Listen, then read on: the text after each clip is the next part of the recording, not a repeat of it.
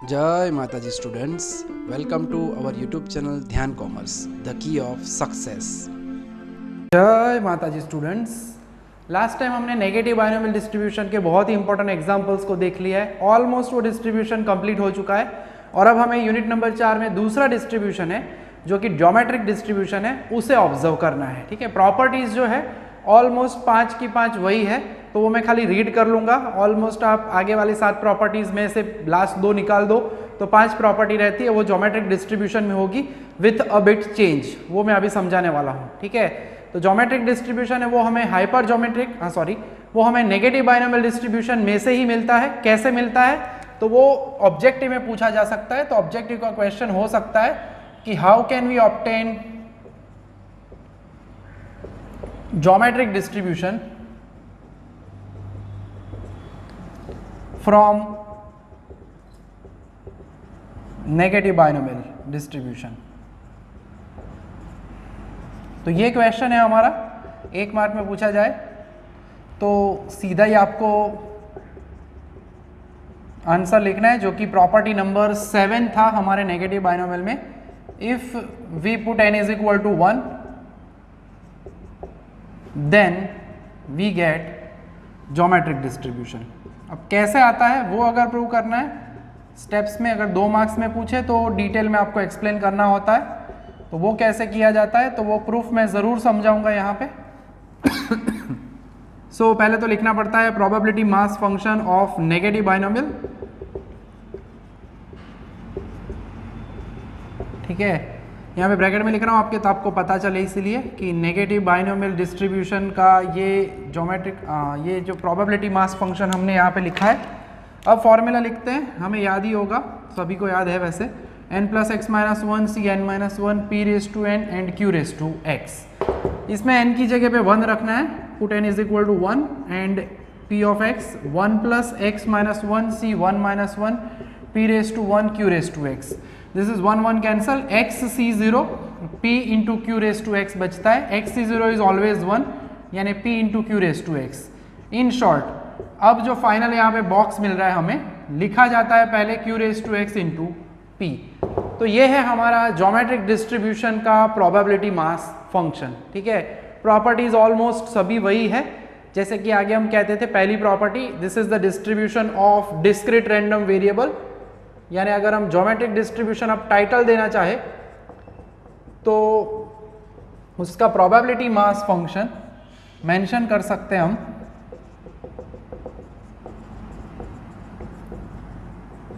p of x, जो कि अभी अभी हमने प्रूव किया q raised to x into p।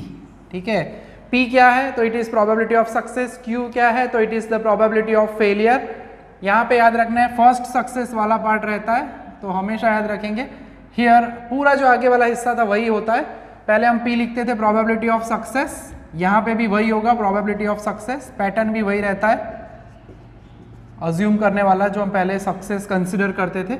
And we know that q यानी हम लिखते हैं 1 - p, या फिर पहले हम लिखते हैं वर्ड्स में, जो कि हम आगे भी जान चुके हैं, प्रोबेबिलिटी ऑफ फेलियर। ठीक है, and we know that p + q is always 1। Total trials, ठीक है, अब यहाँ पे थोड़ा फर्क बदलता है। आगे वाले पार्ट में जो टोटल ट्रायल थे वो n + x होते थे, अब यहाँ पे टोटल ट्रायल्स होंगे 1 + x। ठीक है, यानी first success after x failures, if we want to find the probability of first success then geometric distribution is used। ठीक है, पांचों की पांचों प्रॉपर्टीज वही है, तो उस लिहाज से उस वजह से मैं नहीं लिख पा रहा हूं, मगर आपको वो पांचों की पांचों प्रॉपर्टीज मटेरियल की कॉपी में भी दी हुई है, आप कॉपी जरूर कर लेना। ठीक है, पहली property again it is the distribution of discrete variable, असतत चल वितरण। सेकेंड प्रॉपर्टी जो कि हम पैरामीटर्स कहते हैं, पहले पैरामीटर थे स्मॉल n एंड p, अब n तो 1 हो गया यानी पैरामीटर खाली एक रहता है p ढूंढो, q मिलेगा, x हमें क्वेश्चन के अंदर दिया जाता है। ठीक है, अब मीन की फॉर्मूला एंड वेरिएंस की फॉर्मूला, पहले मीन की फॉर्मूला होती थी nq/p, अब n की जगह पे 1 आ जाता है यानी फॉर्मूला बन जाती है q/p। एंड वेरिएंस की फॉर्मूला पहले होती थी nq/p², अब बन जाएगी q/p²। तो 4 प्रॉपर्टी तो हो गई है, और 5वीं प्रॉपर्टी अगेन वही है, variance is greater than mean. In short geometric distribution में प्रॉपर्टी रटने के लिए, समझने के लिए अलग से कोई एफर्ट नहीं करना है। आगे वाले पार्ट में n की जगह पे 1 रखो। ऑलमोस्ट ये सब्सिडरी टाइप का डिस्ट्रीब्यूशन है, नेगेटिव बाइनोमियल के जैसा ही पूरा पार्ट है। खाली याद क्या रखना है, it is for the first success, hitting the target for the first time, getting first sweet mango, getting first good potato, getting first non defective bulb. जब भी फर्स्ट ऐसा क्वेश्चन हो तब हम यूज करेंगे हमारा ज्योमेट्रिक डिस्ट्रीब्यूशन। ठीक है, तो यूजेस में ज़्यादा कुछ दिया नहीं है, आप देखोगे अंदर बुक में page number 149। This distribution is useful for finding out probability of number of failures यानी कि x before getting the first success. कोई भी एग्जाम्पल में से आप लिख सकते हो। ठीक है, if a person want to hit the target for the first time in 8 trials then geometric distribution is used.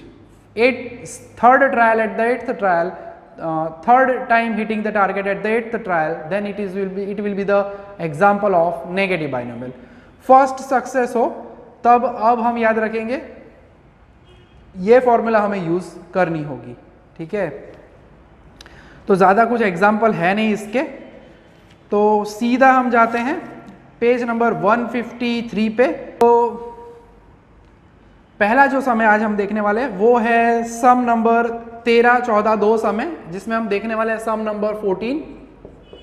So 14 number में क्या दिया गया है, find the probability of getting number 6 for the first time at the 4th attempt when a die is thrown. Die वाला sum last lecture में हमने observe किया था नेगेटिव बाइनोमियल में। ये क्यों है ज्योमेट्रिक में, क्योंकि उन्होंने बोला है फाइंड द प्रोबेबिलिटी, बाद में आप देख भी सकते हो दिया भी है, number 6 for the first time. ठीक है, 13 नंबर है उसमें भी बोला है hit the target for the first time. जब भी n की वैल्यू 1 हो तब हमें नेगेटिव बाइनोमियल में n की जगह 1 नहीं रखना है। स्पेशल डिस्ट्रीब्यूशन है हमारा ज्योमेट्रिक डिस्ट्रीब्यूशन, उसे हम यूज करेंगे। ठीक है, यानी यहाँ पे उन्होंने डाई के बारे में कहा है, अ डाई इज थ्रोन। अब यहाँ पे उन्होंने नंबर 6 के बारे में बताया एंड नंबर 6 जो है इज रिगार्डेड एज सक्सेस, इसे हम सक्सेस कंसिडर करेंगे।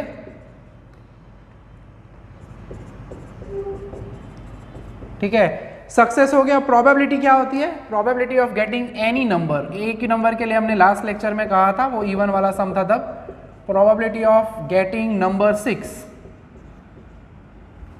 एक नंबर है टोटल 6 नंबर्स में से, इज इक्वल टू 1/6 कह सकते हैं। Therefore p is equal to 1/6, और इसे अगर कन्वर्ट करें p को तो कैलकुलेटर का इस्तेमाल करके डिवाइड कर लेते हैं 4 डिजिट। ठीक है, अगर आप इसे 1/6 रखना चाहो तो भी नो प्रॉब्लम, अदरवाइज डिवाइड करके 4 डिजिट में कन्वर्ट करना है। 16666 आ रहा है तो मैं चौथा डिजिट लिख रहा हूँ 7, और उसे मैं 1 में से माइनस करूँगा तो मुझे मिलेगा मेरा q, यानी q is equal to 1 minus p, 1 minus 0.1667 that is 0.8333, या फिर 1/6 एंड 5/6 भी ले सकते हो, कोई कष्ट है नहीं। ठीक है, अब जो है उन्होंने बोला है क्या, तो पहली ही लाइन में क्वेश्चन था find the probability of getting number 6 for the first time at the 4th attempt, बराबर।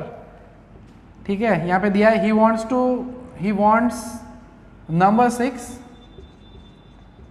for the first time। ये फर्स्ट टाइम की वजह से थोड़ा ध्यान रखना है, और अटेम्प्ट बोला गया है एट द 4th अटेम्प्ट।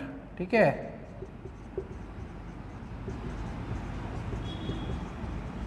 यानी टोटल ट्रायल में खास ध्यान रखना है। टोटल ट्रायल्स यहाँ पे जो है वो हमें दिया गया है 4, और यहाँ पे n+x मत लिखना, 1+x होगा। तो जो x की वैल्यू है वो x की वैल्यू, वैसे तो आप डायरेक्ट भी लिखते हो बुक के अंदर, कभी कभी वो लोग ये 1+x मेंशन ही नहीं कर रहे, पता नहीं क्यों, मगर हम प्रॉपर काम करेंगे ताकि कोई भी टाइप का डिस्ट्रीब्यूशन हो सब में कष्ट ना हो। x की वैल्यू हमें मिलेगी 3, और बाकी का काम तो बहुत ही सिंपल है। सो प्रोबेबिलिटी मास फंक्शन, जिसे हम p ऑफ x कहेंगे, that is q raise to x into p, और अब वैल्यू रख देनी है, सिंपल काम है, 3 रख दो, q यानी 8333 रेज टू x दिया गया है 3, 0.1667, p तो वैसे ही रहता है। अब कैलकुलेटर का इस्तेमाल करेंगे, सो 0.8333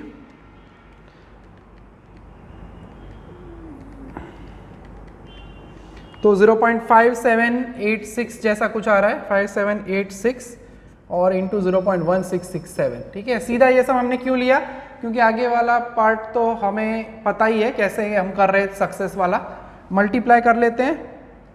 सो 0.5786 इंटू 0.1667, सो 0.0964, तो ये होगी प्रोबेबिलिटी ऑफ गेटिंग नंबर 3। और इसमें उन्होंने मीन एंड वेरिएंस भी पूछा है, तो मीन यानी NQ/P,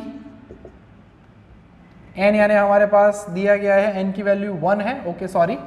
मीन यानी फॉर्मूला होती है सिंपली Q/P, ठीक है। ज्योमेट्रिक डिस्ट्रीब्यूशन में n नहीं होता, याद रखना है खाली, ओनली Q/P। Q यानी 0.8333 और 0.1667।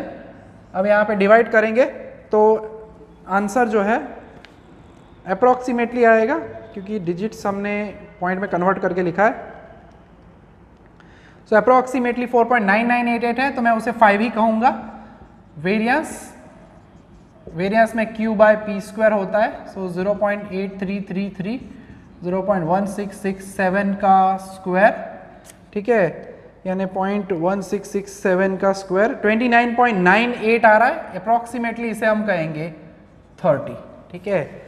तो मीन एंड वेरिएंस हमारी आंखों के सामने आ चुके हैं, प्रकट हो चुके हैं। सिंपल सा टास्क है हमारे लिए, मीन वेरिएंस दोनों रेडी, ठीक है। तो डिस्ट्रीब्यूशन में नया पार्ट कोई है नहीं, जिस तरह से हम नेगेटिव बाइनोमियल में कर रहे थे वैसा ही स्टार्टिंग का पोर्शन है। चेंज यहाँ पे होता है, टोटल ट्रायल्स n+x के अंदर 1 मत रखना, सीधा 1+x, फिर फॉर्मूला बहुत ही छोटी सी प्यारी सी है, कंप्लीट आराम से कर सकते हैं, ठीक है। तो बेसिक सम्स हैं बहुत ही प्यारे। और अब आगे बढ़ते हैं, एक तूफानी एग्जाम्पल देखना है हमें, जो कि इस कैटेगरी में जैसे हमने आगे भी देखा है नेगेटिव बाइनोमियल में, P ना दिया जाए और Q दिया जाए तो हम कैसे कैलकुलेट करते थे पूरा हिस्सा, तो वैसा ही हमारे पास सम है, ठीक है। अगर नेगेटिव बाइनोमियल डिस्ट्रीब्यूशन के सम अच्छे से कर लिया आपने लास्ट 2 दिनों में, तो वैसे कोई प्रॉब्लम इस सम में नहीं होने वाला है। ज्योमेट्रिक में थोड़ा सा फर्क है। सम नंबर हम देखने वाले हैं 17, 17 पे खतरा, एमा ना कराए खतरा, खास ध्यान रखो। 17 नंबर में क्वेश्चन क्या है, तो 80% of the bulbs are defective in a big lot of bulbs and bulbs are inspected one after the other from the lot. Find the probability that first non defective, mention किया गया है first, ठीक है। First लिखा जाए तो समझना है it is the geometric distribution, ठीक है। और बल्ब प्रोबेबिलिटी जो दी है बल्ब की, वो डिफेक्टिव की दी है, यानी उलट पुलट सा काम है। सबसे पहले हम कंसीडर करेंगे, कंसीडर नॉन डिफेक्टिव बल्ब, ध्यान से, डिफेक्टिव नहीं, non defective bulbs as success, ठीक है। सम में आपको प्रोबेबिलिटी के ऊपर से सपोज नहीं करना है सक्सेस या फेलियर। सक्सेस हमें कहाँ से अज्यूम करना है, फाइंड द प्रोबेबिलिटी, किसकी प्रोबेबिलिटी पूछी है, वो होगा हमारा सक्सेस, ठीक है। और फिर लिखना है here 80% of the bulbs are defective, खास ध्यान से, बल्ब्स आर डिफेक्टिव दिया है, यानी हम इसे कन्वर्ट करें प्रोबेबिलिटी में, वैसे सीधा भी लिख सकते हो, the probability of defective bulbs,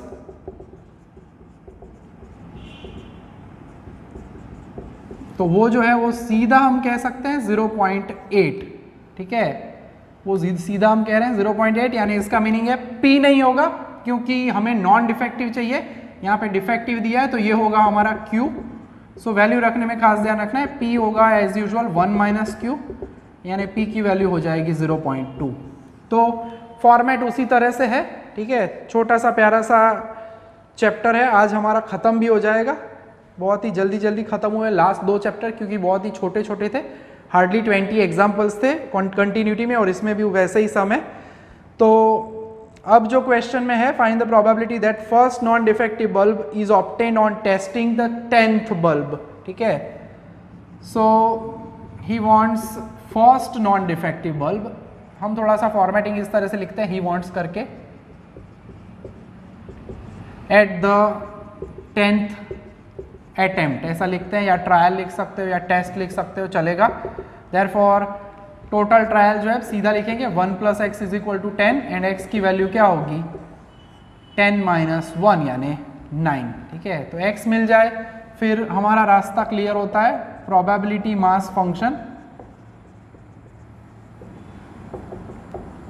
यानी p ऑफ x, फॉर्मूला है q raise to x into P, q की वैल्यू है 0.8, रेस टू हमें करना है 9 इंटू p, p की वैल्यू है 0.2, सो 0.8 रेस टू 9 जो है वो हमें प्रॉपरली करना है अच्छे से संभाल के, ठीक है।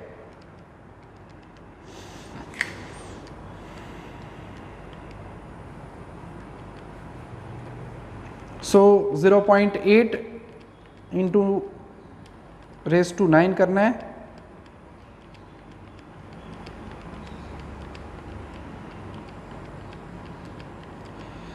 और वो आंसर हमें मिल रहा है 0.1342, ठीक है, 0.1342 इंटू 0.2, ठीक है, इंटू 0.2 करते हैं तो मिलेगा 0.0268।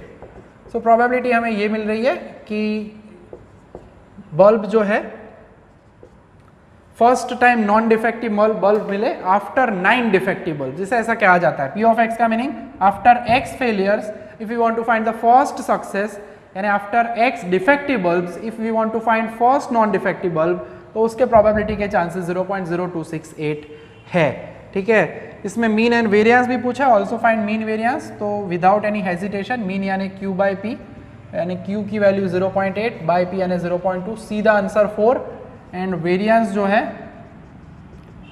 q बाय पी स्क्वायर होगा, यानी 0.8 बाय 0.2 का स्क्वायर, यानी 0.8 डिवाइडेड बाय 0.04, तो ये मिलेगा हमें सीधा 20, ठीक है।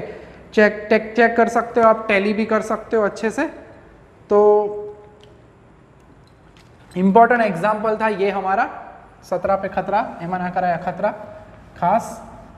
अब जो हम देखने वाले हैं इस कैटेगरी में वैसे बहुत सारे सम दिए गए नहीं है, कॉमन पार्ट है, खाली फॉर्मूला में लास्ट में बदलता हिस्सा, तो आपको समझ में आ ही जाएगा। प्रैक्टिस ज़रूरी है इस छोटे से डिस्ट्रीब्यूशन की भी, तो मैं 2-3 सम दूंगा ही। अब जो है एक थोड़ा सा अलग टाइप का दिखने वाला सम, रादर आंसर अलग दिख रहा है, 16 नंबर का सम है। वैसे हमने लास्ट टाइम कार्ड्स वाला एक सम किया था 12 नंबर का, मगर उसमें कार्ड जो थे वो स्पेड कार्ड्स थे। यहाँ पे क्या दिया गया है, cards are drawn one after the other with replacement from a pack of 52 cards. अब तक तो कोई क्वेश्चन नहीं आया किसके लिए पूछा है, find the probability of getting a king, you know king for the first time at the 7th attempt, ठीक है। तो कंसिडर किंग कार्ड, अब बताया नहीं कौन सा सूट, यानी 4 किंग होते हैं, consider king card as a success. So हम कहेंगे the probability of getting a king card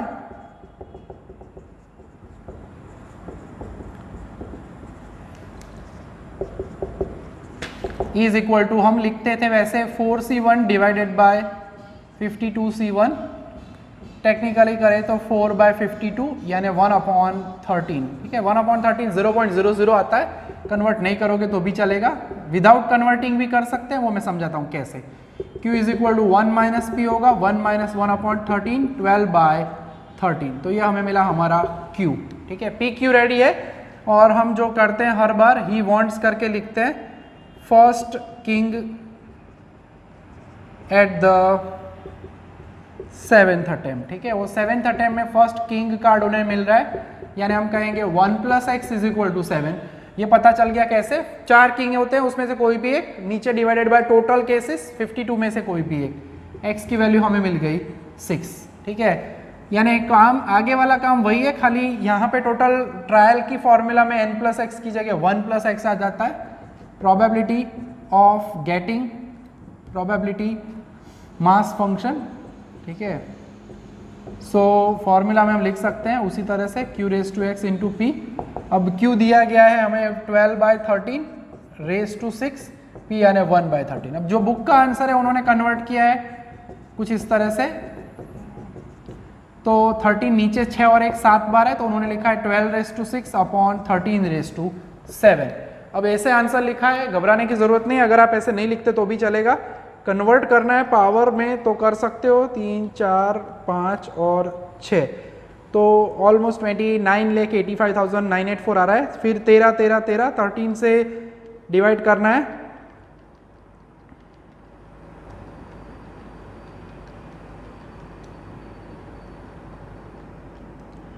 so बहुत ही पॉइंट्स में आ रहा है, ठीक है, 0.000004 आ रहा है, इसलिए शायद उन्होंने कन्वर्ट नहीं किया। अगर आप कन्वर्ट करना चाहो तो भी कर सकते हो, एल्स इट इज़ ओके, चलेगा, कोई ज़रूरत नहीं है।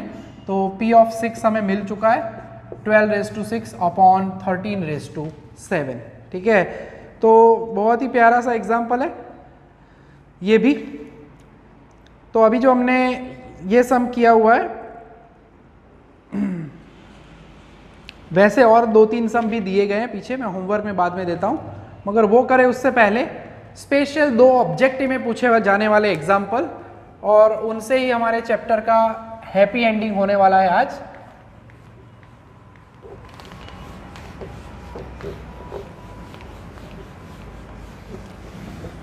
सम नंबर 23 एंड 24। ऑलमोस्ट ज़्यादातर जब भी ऑब्जेक्टिव पूछे जाते हैं तो ये जो 2 सम हैं उनसे रिलेटेड कई बार देखे जा चुके हैं हमें एग्जाम में सम ऑब्जेक्टिव। पहले तो एक आध बार पुरानी पेपर स्टाइल के अंदर 4 मार्क्स में भी पूछ लिया था एक बार ऐसा ही सम। 23 नंबर, चलो देखते हैं क्या कह रहा है, ठीक है। फॉर नेगेटिव बाइनोमियल, मैं टाइटल दे रहा हूँ फॉर नेगेटिव बाइनोमियल, और ऐसे भी आपको टाइटल देना है जो भी लिखा हो, फॉर नेगेटिव बाइनोमियल डिस्ट्रीब्यूशन।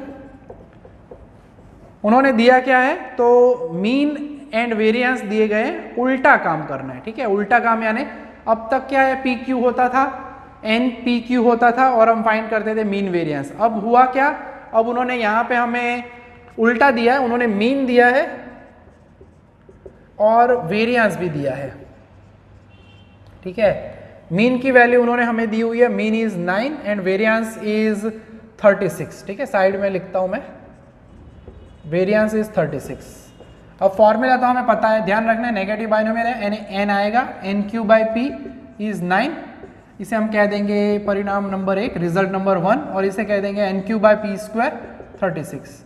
थोड़ा सा देख लेना, मैं क्यू के पीछे ऐसे पूछ लगाता हूँ ताकि 9 एंड क्यू सेम ना हो जाए, तो वो आपको ऑब्जर्व करना कि 9 कौन सा है, क्यू कौन सा है, तो पता चल जाएगा, ठीक है। अब सेकंड नंबर का इक्वेशन है, उस इक्वेशन को मैं लिख रहा हूँ, आगे बढ़ते हैं। N Q by P square को मैं ऐसे लिख सकता हूँ, N Q by P into 1 upon P. क्या हम ऐसा लिख सकते हैं, क्या किया, पी स्क्वायर के 2 हिस्से किए, एक पी को अलग कर दिया, और ये जो है अगर आपके दिमाग की बत्ती जल चुकी है तो पता चल जाएगा, फ्रॉम 1 वो होगा आंसर 9, ठीक है। इसकी जगह मैं सीधा 9 रखता हूँ, into 1 by P is equal to 36। Result लिखना है तो हम लिख सकते हैं फ्रॉम 1, एंड अल्टीमेटली p को उधर भेजो, therefore 9 upon 36 is equal to p, यानी हम कह सकते हैं p इज इक्वल टू 1/4, ठीक है। कन्वर्ट करना है तो आप लिख सकते हो 0.25, इट इज ओके। फिर उसके बाद q की वैल्यू होगी 1 माइनस p, 1 माइनस 1/4 यानी 3/4, और पैरामीटर्स पूछे गए क्वेश्चन में, ध्यान रखना है, फाइंड इट्स पैरामीटर, पैरामीटर्स यानी n and p। So put p is equal to 1/4, q is equal to 3/4 in equation number 1। Simple सा काम है, आप रेशियो भी ले सकते हो, हम गुणोत्तर भी ले भाई, 2/1 करोगे तो भी आंसर यही मिलेगा, या 1/2 करोगे तो भी, या फिर दिख रहा है यहाँ पे एन क्यू बाई पी, मेरी तरह अलग कर सकते हो इसके ऊपर से ही सीधा, ठीक है। अब वैल्यू रख देते हैं, n यानी n ढूंढना है, q यानी 3/4, p यानी 1/4, 9 यानी 9। सो ऊपर वाले पार्ट को मैं लिखता हूँ 3n/4 इंटू ये हिस्सा पलट के ऊपर जाता है 4 इज इक्वल टू 9, 4 कैंसिल हो जाएगा, 3 times n is equal to 9, n is equal to 9/3, यानी क्या मिला 3। देयरफॉर पैरामीटर्स अगर पूछे हैं तो आप लिख सकते हो पैरामीटर्स यानी n is equal to 3 and p is equal to 1/4। ध्यान रखना q is not a parameter, q तो हमें p के ऊपर से मिलता है, ऑल दो बुक में आंसर जो है वो तीनों देते हैं, ठीक है। ऐसे आपको कई जगह पे सम देखने को मिलेंगे, जैसे कि 26 का d है, जैसे कि उसी तरह से आप देखते हो 28 का g है, ठीक है, उसी तरह से 29 का e है, उसी तरह से 30 का e भी है, ठीक है। यानी बहुत सारी बार ये कई बार ये पूछा जा चुका है, मीन वेरिएंस दिया गया है और कैलकुलेशन हर बार पूछी जाती है इसी तरह से, ठीक है। तो नेगेटिव बाइनोमियल ज़्यादा पूछा गया है क्योंकि इसमें n ढूंढना पड़ता है, लेंथ बढ़ जाती है। ऐसा ही एक ज्योमेट्रिक का भी हमारे पास सम है जो कि ऑब्जर्व हम कर लेते हैं अभी।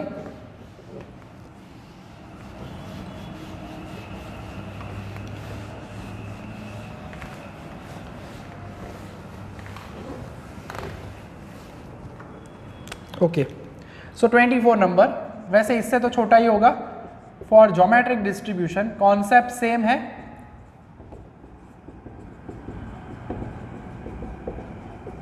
मीन की वैल्यू दी गई है, मीन इज गिवन एज, यहाँ पे इसका मीन लिख के दिया गया है 5, यानी q by P is equal to 5। दूसरी तरह से आप कन्वर्ट भी कर सकते हो q in terms of p, ठीक है, मैं कर रहा हूँ वही एक मेथड, ऐसा नहीं है आपको रेशियो लेना है तो रेशियो ले सकते हो, कैसे भी करो मगर करो, ठीक है। q by P square is 30। मेरा ये तरीका है, मैं पी स्क्वायर को दो हिस्सों में बांटता हूँ, एक हिस्सा q अपॉन पी, दूसरा 1 अपॉन पी, ताकि सीधा फ्रॉम 1 हमें मिल जाए। तो q अपॉन पी यानी 5 इंटू 1 अपॉन पी इज 30। कैसे मिला, तो अगेन पैटर्न वही रहता है फ्रॉम इक्वेशन 1। તમે રેશિયો લેશો અથવા q ની જગ્યાએ 5p લખો તો બી ચાલે, અહીંયા 5p મૂકી દેવાનું, ઉપર નીચે p કેન્સલ થાય, આન્સર સેમ જ આવશે। સો અલ્ટિમેટલી हमें p चाहिए, so 5 upon 30 is equal to p, यानी p इज इक्वल टू 1/6। तो पैरामीटर पूछा हो तो खाली यही मिलेगा हमें, ओनली एक ही पैरामीटर है p, मगर q ढूंढना चाहो तो ढूंढ सकते हो, q is equal to 1 minus p, तो आपको दुख ना हो, अदरवाइज q की कोई ज़रूरत नहीं है। देयरफॉर पैरामीटर्स नहीं होगा, ओनली पैरामीटर होगा, और वो है p, यानी कि 1/6, ठीक है। तो ज्योमेट्रिक डिस्ट्रीब्यूशन का हिस्सा बहुत ही छोटा सा प्यारा सा है, इतना ही है वैसे हम कह सकते हैं, ठीक है। तो अगर बात करें तो अब फाइनली चैप्टर जो है छोटा सा है, कंप्लीट भी हो चुका है। होमवर्क में आपको जो कर रहे हैं छोटे छोटे सम, उसमें एक वो hitting the target for the first time 13 number है, ज्योमेट्रिक का सम मैं आपको देने वाला हूँ। उसी तरह से 15 नंबर है, प्यारे प्यारे सम है, 2-3 मिनट में तो पूरा सम कंप्लीट हो जाता है, वैसे सम मैं आपको होमवर्क में दे रहा हूँ। फिर अभी जो हमने देखे डिस्ट्रीब्यूशन वाले बहुत सारे एग्जाम्पल्स हैं, ठीक है। 27 का बी एक ध्यान रखना, एप्पल वाला सम है, और 27 का बी जो है उसमें आप रेफरेंस ले सकते हो, 17 नंबर क्यू दिया गया है, ठीक है। तो उसमें थोड़ा एक तूफानी टाइप का एग्जाम्पल है। एंड 28 का जी, 28G, ठीक है। इतने सम आपके हैं, और ये हैं ज्योमेट्रिक वाले। और एक छोटा सा सम है 19 नंबर का, वो है नेगेटिव बाइनोमियल वाला, मैं ऐसे अलग से लिख के इसलिए दे रहा हूँ ताकि आपको पता चले, नेगेटिव बाइनोमियल वाला सम है, ठीक है। और उसमें वो कल जो हमने किया था सम 11 नंबर 12 नंबर जैसा ही सम है, सॉरी 11 नंबर एंड 21 के जैसा ही, तो आपको वैसे कोई प्रॉब्लम होगा नहीं। और उसमें ट्रायल्स में खास ध्यान रखना है, 19 नंबर में टोटल ट्रायल्स जो है उसमें n+x ग्रेटर देन नहीं लिखना है, 6 और मोर लिखा है, यानी ग्रेटर देन इक्वल टू 6 लेके आप 90 नंबर का सम करना। छोटा सा ही पार्ट है तो प्रॉब्लम नहीं होगा। फिर भी डाउट लगे तो आप मुझे कांटेक्ट कर ही सकते हो विदाउट एनी हेजिटेशन। इलस्ट्रेशंस भी देख लेना, कोई कष्टदायक चैप्टर का काम है नहीं, ठीक है। तो हमारा ये चौथा यूनिट है, बहुत ही छोटा सा और बहुत ही प्यारा सा ईजी सा यूनिट है। मेहनत करते हो तो पूरे के पूरे मार्क्स, अब तक तो कभी भी एक भी मार्क्स किसी स्टूडेंट का गया नहीं है अभी तक, ठीक है। तो खाली 3 लेक्चर का काम हुआ हमारा, ज़्यादा टाइम लगा नहीं हमें, क्योंकि कॉन्सेप्ट बहुत ही प्यारा सा है। थियरी में 2 ही थियरी है, नेगेटिव बाइनोमियल डिस्ट्रीब्यूशन की फॉर्मूला एंड उसकी प्रॉपर्टी यूजेस, एंड ज्योमेट्रिक में तो थियरी करने की मेहनत भी नहीं करनी पड़ती, क्योंकि उसमें तो प्रॉपर्टीज़ वही है और ऑलमोस्ट उसका यूज़ भी वैसा ही है, ठीक है। यहाँ तक का काम रखेंगे हम। जय माता जी, थैंक यू।